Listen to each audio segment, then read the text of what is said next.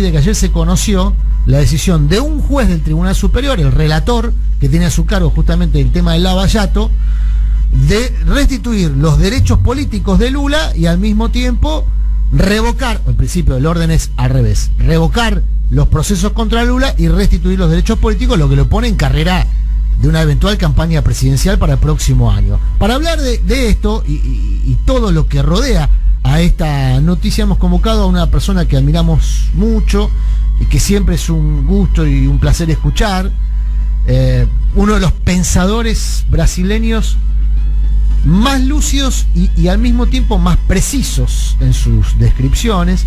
Me refiero a Leonardo Boff, es teólogo, filósofo y antropólogo del Brasil. Bueno, justamente para hablar de esto de Lula, pero también para hablar de otra cosa que forma parte de la agenda de noticias, que es lo que intelectuales, el propio Boff, si no me equivoco, también han descrito como una cámara de gas a cielo abierto en relación a la política o la no política sanitaria de Bolsonaro. Para hablar de estos temas estamos ya en comunicación con Leonardo Boff. Buen día, Boff, los saludamos Fabiana Solano, Raúl de la Torre, Adrián Murano en Somos Radio 530 en Buenos Aires. ¿Cómo le va?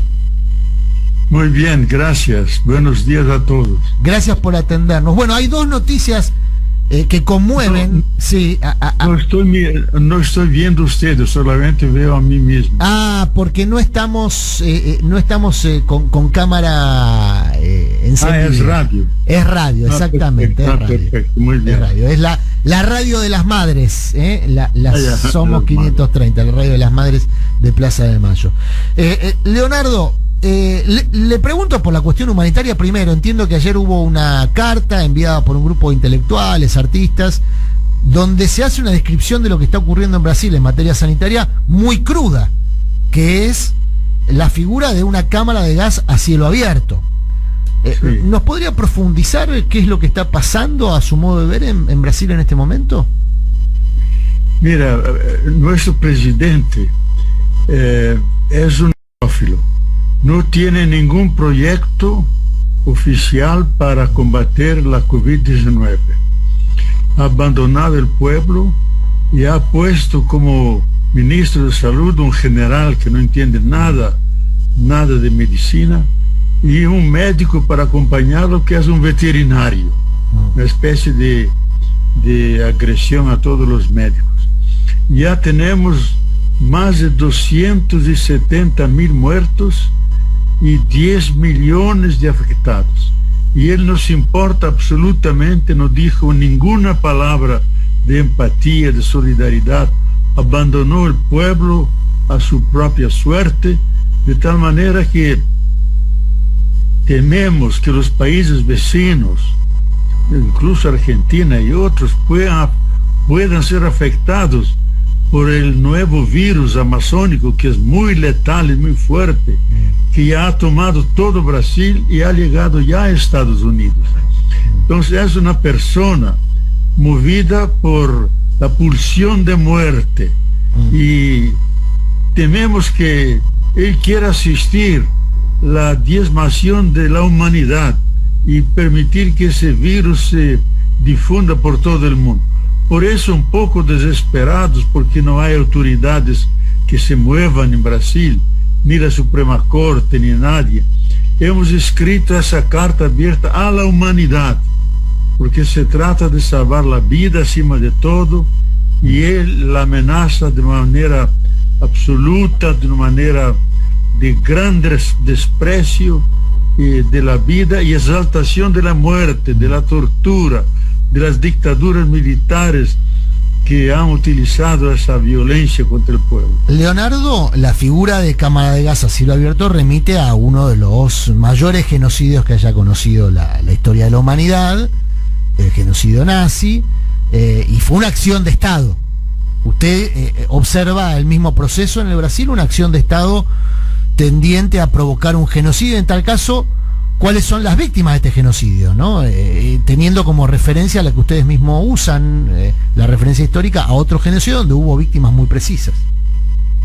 Mira, las principales víctimas son los indígenas amazónicos y la población de Amazonía, porque ahí efectivamente hay un explícito genocidio con una falta total de vacunas, no hay oxígeno, las personas mueren en las calles, en los corredores de los hospitales, ahogados, desesperados, y prácticamente en todos los estados de la federación no hay más lugar en los hospitales, es un colapso total.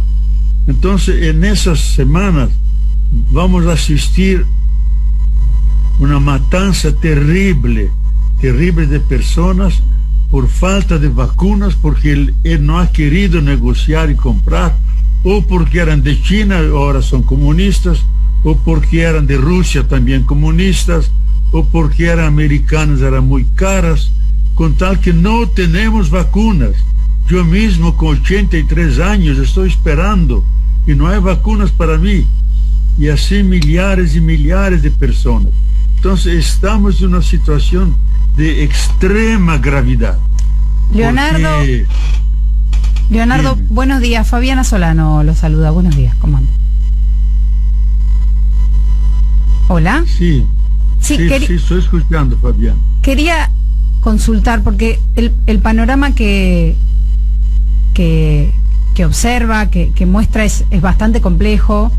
No es algo que está llegando a los medios de comunicación en Argentina y asumo que tampoco a ningún lugar del mundo con tanta claridad. Pero al mismo tiempo llama la atención que no hay casi reacción popular a lo que está sucediendo. Está como funcionando un mecanismo de disciplinamiento también con la población brasilera. O sea, es un genocidio, pero al mismo tiempo un mecanismo de disciplinamiento que hace que la población no tenga herramientas para cambiar la situación. Sí, las personas no salen a la calle porque tienen miedo de la contaminación. Como son pobres, no tienen aislamiento social, no tienen mascarillas suficientes, pueden contaminarse. Entonces hay una inercia, pero muchos ya están diciendo, o morimos por el virus o morimos por el hambre. Vamos a luchar. Mejor luchar con dignidad que morir de una manera tan vergonzosa. Entonces esperamos por estas semanas grandes manifestaciones, yo diría más, una especie de insurgencia, como hubo en Chile, como hubo en Bolivia, en Ecuador, pero hasta ahora la base de sustentación de Bolsonaro, que son 30%, mantiene la fuerza de él, pero la desesperación y el hambre, porque él ha cortado todo el auxilio suplementar y no tienen con qué comer, que esa desesperación obligue a las personas a asaltar los supermercados y a manifestarse en las calles.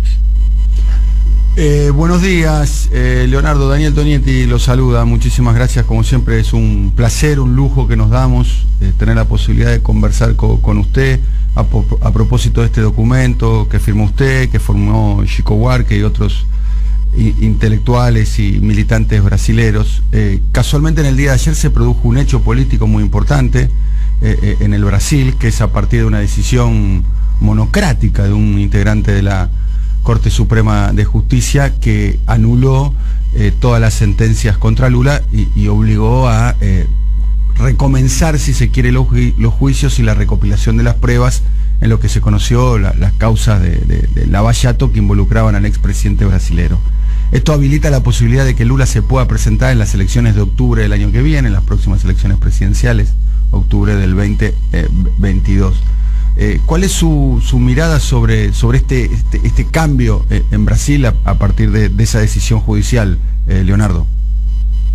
Mira, mientras se van publicando las conversaciones que los magistrados mantenían entre sí, combinando con condenaciones previas, sin analizar los autos, y eso se está publicando. La Corte Suprema liberó esos audios, entonces eso ha desmoralizado totalmente a Lava Jato. Y la propia Corte Suprema, Fachin, que es un un reaccionario, es un muy... Fachin es el juez, ¿no? El juez de la Corte. Sí, da Suprema Corte, el ministro Fachin, que era siempre contra Lula.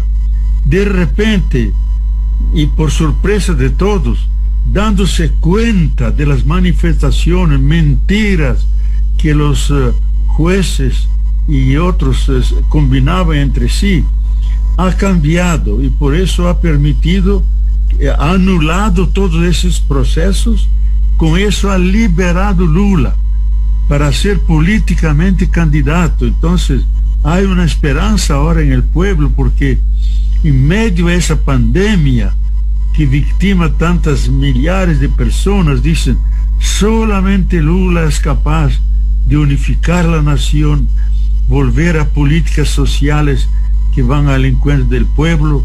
Entonces hay una euforia en ese momento. Bien. Pero uno no sabe por qué el genio de la clase dominante, que es extremadamente perversa, que sustenta a Bolsonaro, porque gana mucho dinero. Ellos han ganado ya 12 mil millones de dólares con la pandemia. Entonces, mientras funcionario es funcional a ellos, lo sustentan, pero más y más se hace disfuncional, porque dice tantos disparates y abandonó de tal manera el pueblo sin ningún proyecto contra la coronavirus, que ellos mismos lo están aislando y abandonando. Eso abre espacio para que Lula pueda recorrer el país, lo que él más quiere, recorrer el país, y ahí se manifiesta su profunda popularidad y capacidad de movilizar las multitudes, los pueblos que vayan a las calles.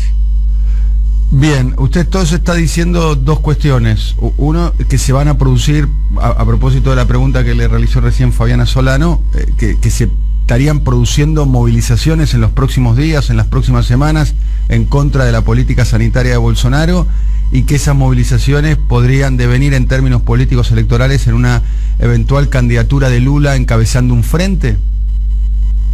Mira, el problema es la extrema necesidad, porque fue cortado todo el auxilio emergencial que iba hasta diciembre, que recibían 600 reales, sí. Y ahora no reciben nada, absolutamente nada. Están discutiendo en el Parlamento. Se está discutiendo un auxilio emergencial de 175 reales, ¿no? Sí, exactamente. Eso no sirve ni para 3 días para alimentar a la población. Entonces es la necesidad extrema, la amenaza del virus, la amenaza del hambre. Yo he escuchado mucho, porque camino en medio del pueblo arriesgándome, dicen, cuando yo veo que mis hijos no duermen porque tienen hambre, yo aguanto, pero yo no puedo tolerar que mis hijos pasen hambre, lloren y no puedan dormir. Salimos a la calle para buscar la alimentación, y ahí tememos el asalto a muchos supermercados, no los grandes, porque ahí hay mucha policía, pero los pequeños en los barrios, porque hay una extrema exigencia de alimentación que está muy cara, y hay hambre como nunca en Brasil. Son 14 millones de cesantes que no están trabajando y pasando hambre.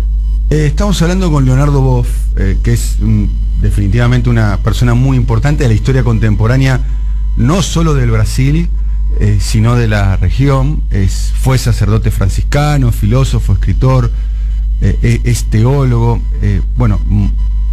uno de los creadores de la teología de la liberación.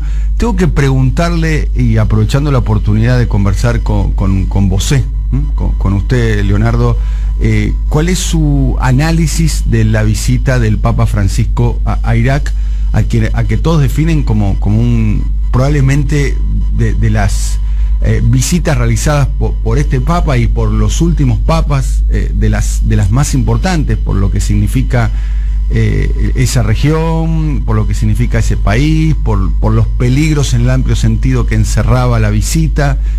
¿Cuál es su opinión como conocedor del interior de la Iglesia Católica, Leonardo?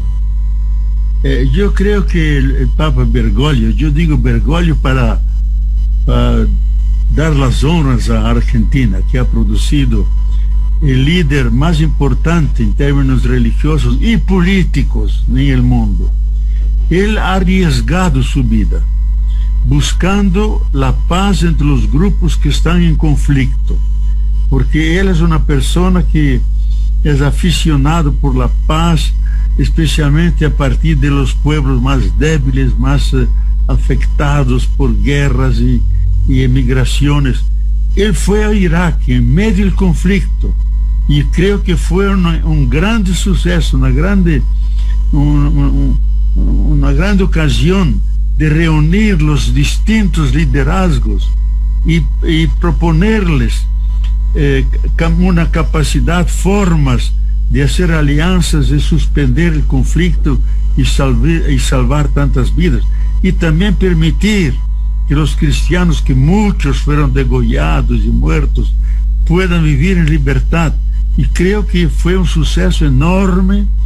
No cogió el coronavirus, que estaba muy difundido en Irak, y eso creo que está en la línea de su coherencia, de buscar la paz en toda la humanidad, porque él tiene la impresión, y es muy claro en Fratelli Tutti, las encíclicas, que estamos en una emergencia planetaria.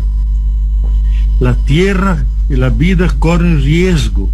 Lo peor sería volver a lo de antes. Si no cambiamos, vamos al encuentro de lo peor, vamos al encuentro de nuestra propia sepultura. La última pregunta que tengo para hacerle, como siempre, es un placer conversar con usted, Leonardo. No quiero pasarlo por alto, pero acaba de destacar la importancia de Francisco, más allá de lo religioso, como líder a nivel mundial. Y quizás uno no toma cuenta de los fenómenos cuando uno es contemporáneo a esos cambios o a esos hitos o a esos episodios. Y la verdad que usted conoce mucho el interior de la Iglesia Católica, conoce mucho América Latina, que ha dado este Papa y este papado, no solo este Papa, sino este papado como Francisco y la era que está encabezando él. ¿Podría resumir un poco cómo es la importancia de Francisco, lo que significa Bergoglio, como dice usted, en este contexto y que haya surgido de América Latina?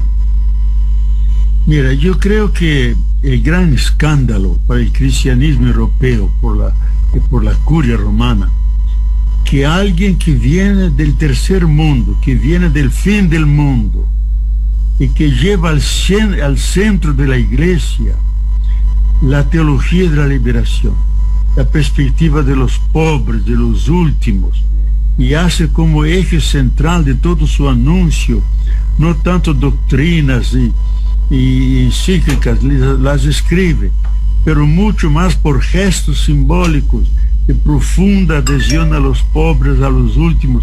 Eso es inaceptable a la visión faraónica, pagana que tienen los europeos con todos esos símbolos.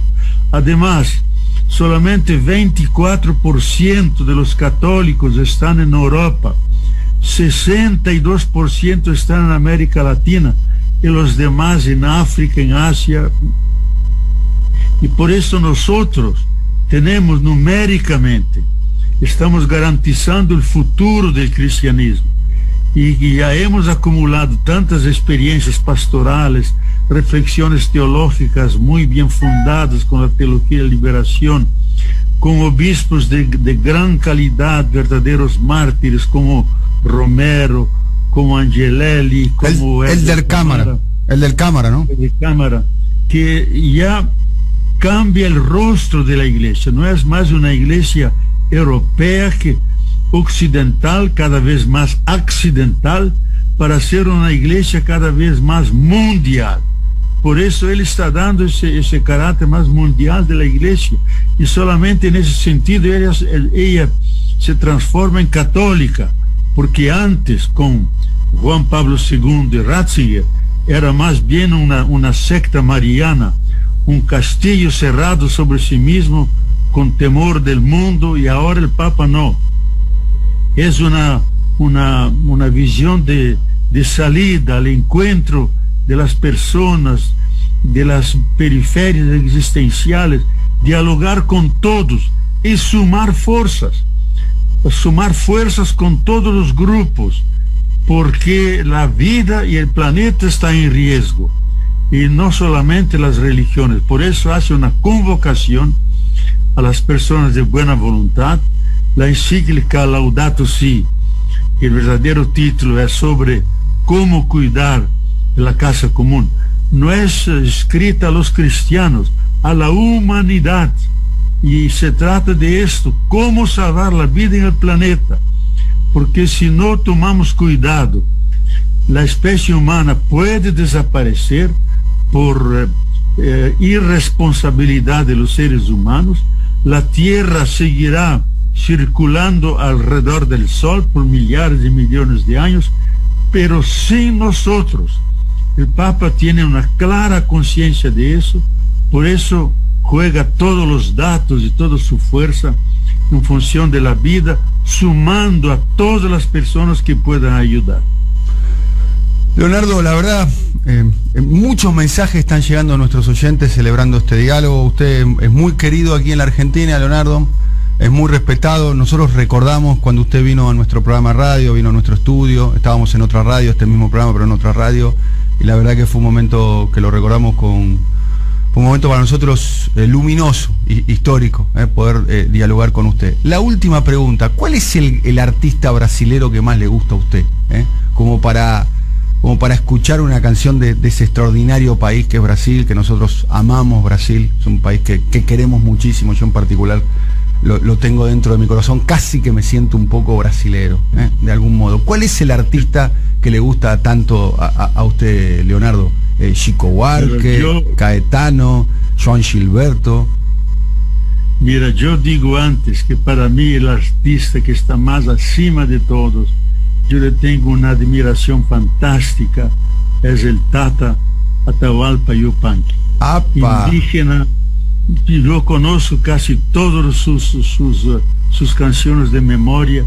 No tenemos nadie en Brasil igual a Atahualpa Yupanqui, poeta indígena, cantante, que con su instrumento impactó el mundo.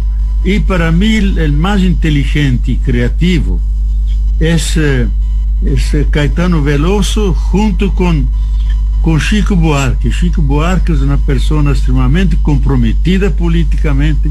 Juntos elaboramos esa carta a la humanidad, y es extremadamente creador en textos, y con las zambas que hacen ayuda a mucha gente a pensar y defender causas que son verdaderamente humanitarias. Leonardo, un abrazo muy grande.